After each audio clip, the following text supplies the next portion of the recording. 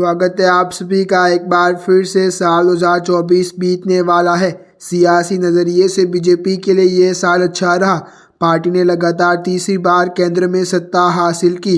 वह 400 के अपने लक्ष्य को हासिल नहीं कर पाई। हालांकि बीजेपी ने एनडीए में अपने सहयोगियों के साथ मिलकर बहुमत हासिल ज़रूर कर ली।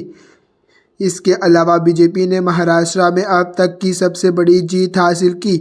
वहीं हरियाणा में भी वह सत्ता में वापसी में सफल रही। 2024 में लोकसभा के अलावा 8 राज्यों में विधानसभा चुनाव हुए।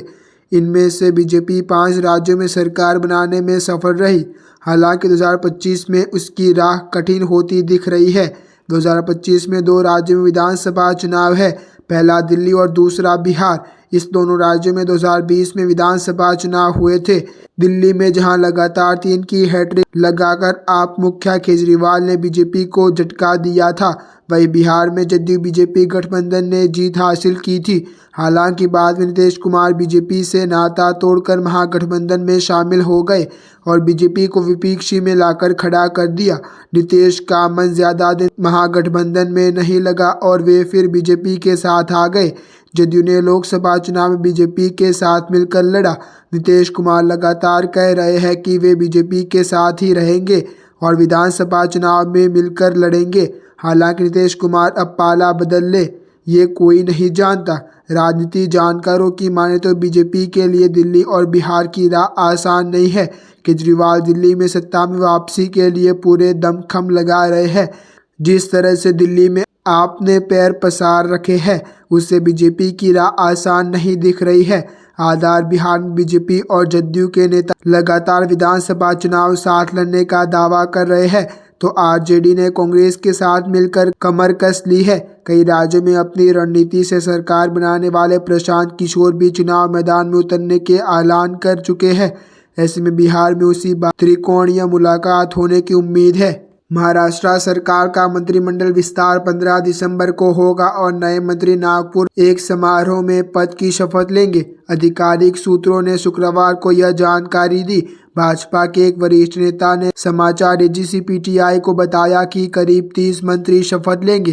राज्य विधानसभा मंडल का एक सप्ताह तक चलने वाला शीतकालीन सत्र 16 दिसंबर को महाराष्ट्र की दूसरी राजधानी नागपुर में शुरू होने वाला है। 5 दिसंबर को मुंबई में एक भव्य सोमवार में देवेंद्र फडणवीस ने मुख्यमंत्री पद की शपथ ली। उनके साथ शिवसेना नेता एकनाथ शिंदे और एनसीपी प्रमुख अजित पवार अपने डिप्टी थे। महाराष्ट्र में मंत्रिपरिषद के मुख्यमंत्री सहित अधिकतम 43 सदस्य हो सकते हैं। बता दें कि CM Devendra Fadnavis, deputy CM Ajit Pawar और भाजपा के कई वरिष्ठ नेताओं ने दिल्ली आकर अमित शाह से मुलाकात की। कयास लगाए जा रहे हैं कि मंत्रिमंडल के बंटवारे को लेकर चर्चा हुई है। चर्चा में यह भी तय कर लिया गया है कि मुख्य विभाग किन दलों के नेताओं के मिलेंगे। उम्मीद जताई जा रही है कि भाजपा के 15 सदस्य शपथ ले सकते हैं, शिवसेना के 8 से 9 नेता शपथ ले सकते हैं, वहीं एनसीपी गुट के 8 से 9 नेता शपथ ले सकते हैं। सूत्रों के मुताबिक गृह मंत्रालय को लेकर शिवसेना और भाजपा के बीच रसाकसी के दौरान जारी है। शिवसेना गुट गृह मंत्रालय के विभाग में कर रहे हैं। बीजेपी गृह विभाग के साथ ही शहरी विकास विभाग भी अपने पास रखना चाहती है। इसके बदले में शिवसेना और राजस्व पीडब्ल्यूडी देने के लिए भाजपा तैयार है। वही एनसीपी के नेताओं को वित्त और योजना, हाउसिंग, आवास, चिकित्सा, शिक्षा जैसे विभाग मिल सकते हैं।